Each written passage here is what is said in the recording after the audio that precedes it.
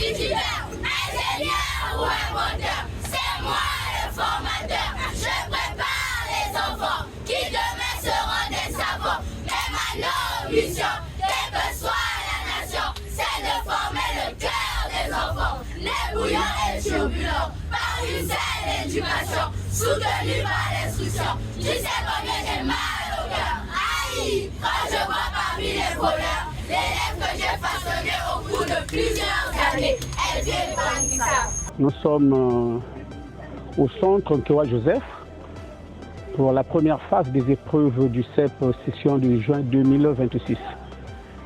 Je souligne un fait que le premier jour, l'examen se prépare dès le premier jour, donc pour la première partie de l'oral de ce matin, tout a été scellé, fixé correctement avec la maîtresse Gisèle qui nous dans les classes de CM2. Et l'école internationale chinoise, en sa qualité d'une école référentielle, d'une école modèle, ça fait plus de 4 ou 5 ans. Les résultats sont toujours positifs. 100%, 100%, 100%.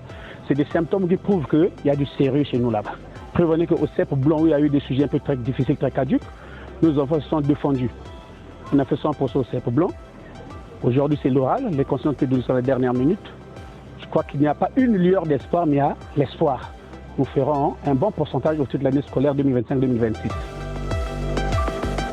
Aujourd'hui, on a affiché les résultats. On a tous satisfait au CEP et on a fait 100%. On a chicoté le CEP et on attend le CEP rouge. D'abord, merci à tous les enseignants qui nous ont formés jusqu'au jour qu'on a fait le CEP. Mais la bataille n'est pas finie. Nous espérons que nous faisons 100% au CEP rouge. Je parle en qualité d'un psychopédagogue qui maîtrise la situation. C'est ma première année, mais je confirme que c'est une école référentielle. Je peux parier même à tête pour les résultats de cette école internationale chinoise. Donc que les parents, sans hésitation, inscrivent les enfants. C'est sûr et certain que nous allons commencer dès mi-septembre. C'est ce qui nous donne la force parce que nous commençons tôt, nous terminons tôt et les résultats sont fiables. Nos élèves de CM2 pour la classe de 6e, le plus faible c'est celui qui fait 13 de moyenne. Sinon c'est au-delà de cette moyenne.